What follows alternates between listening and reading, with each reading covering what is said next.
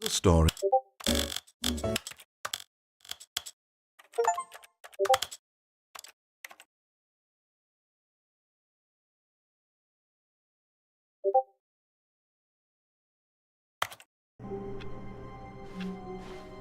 All of his co-workers were gone. What could it mean? Stanley decided to go to the meeting room. Perhaps he had simply missed a memo.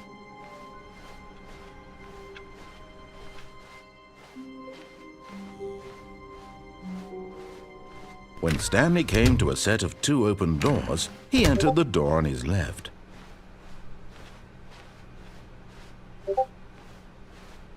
Yet there was not a single person here either. Feeling a wave of disbelief, Stanley stepped into the broom closet, but there was nothing here. So coming to a staircase, Stanley walked upstairs to his boss's office.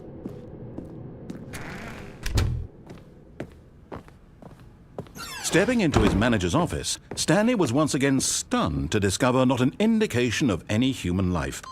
Shocked, unraveled, Stanley wondered in disbelief who orchestrated this. What dark secret was being held from him? What he could not have known was that the keypad behind the boss's desk guarded the terrible truth that his boss had been keeping from him.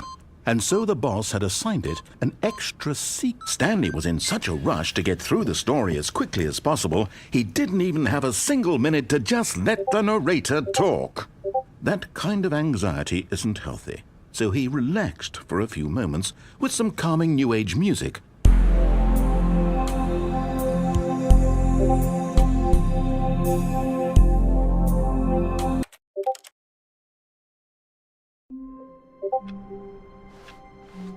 All of his co-workers were gone. What could it mean? Stanley decided to go to the meeting room. Perhaps he had simply missed a memo.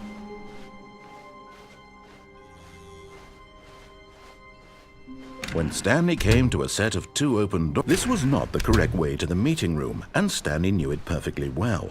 Perhaps he wanted to stop by the employee lounge first, just to admire it. Ah, yes, truly a room worth admiring. It had really been worth the detour after all, just to spend a few moments here in this immaculate, beautifully constructed room. Stanley simply stood here, drinking it all in.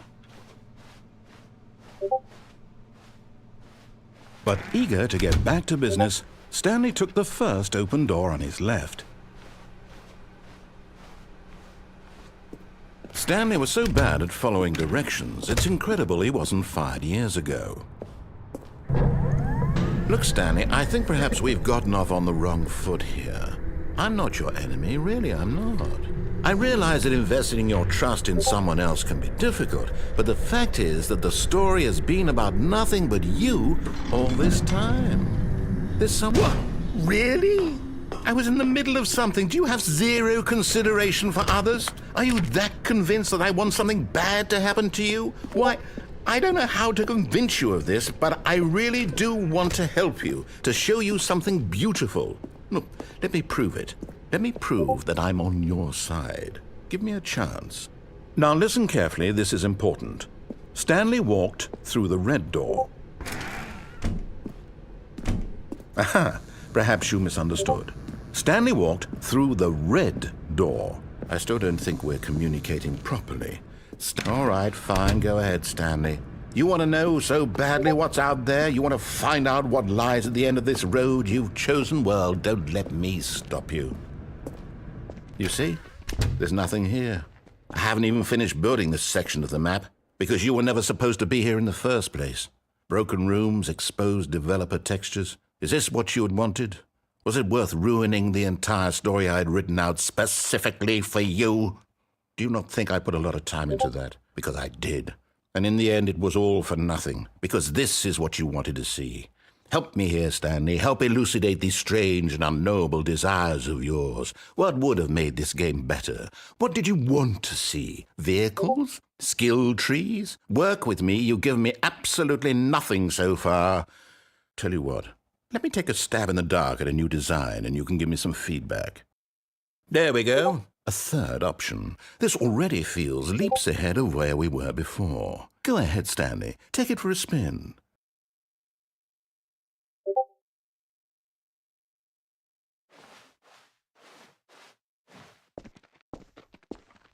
Okay, I'm going to stop you there. Now, tell me about your experience with this new version. Would you say that the game benefited from allowing you more choices?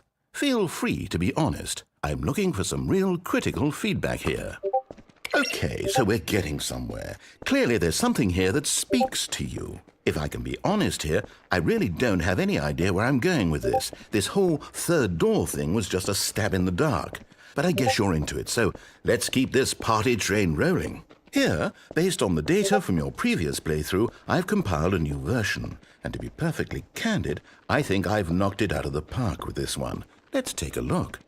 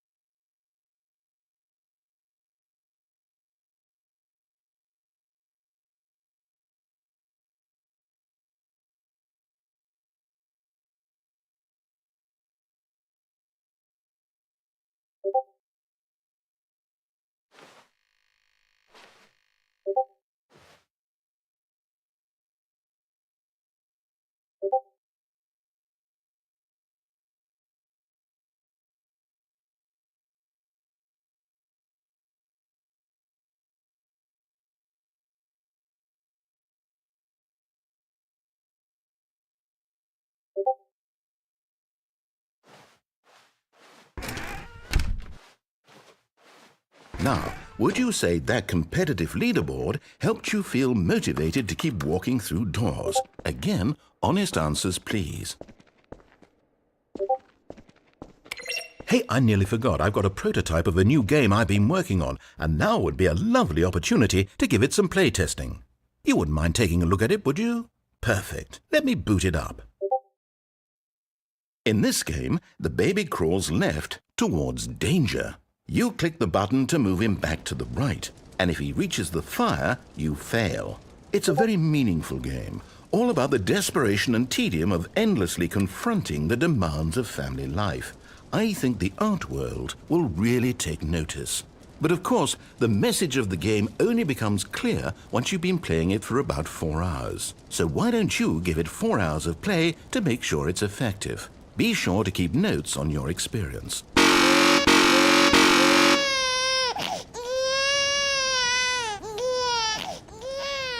You heartless bastard. Did you do it because you hate babies or purely to spite me?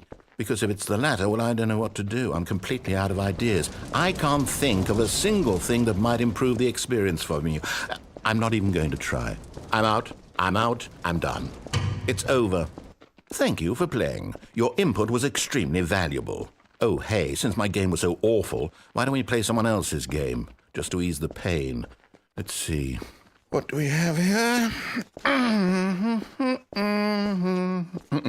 Yeah. Yes, this seems like it'll work. Let's give it a shot.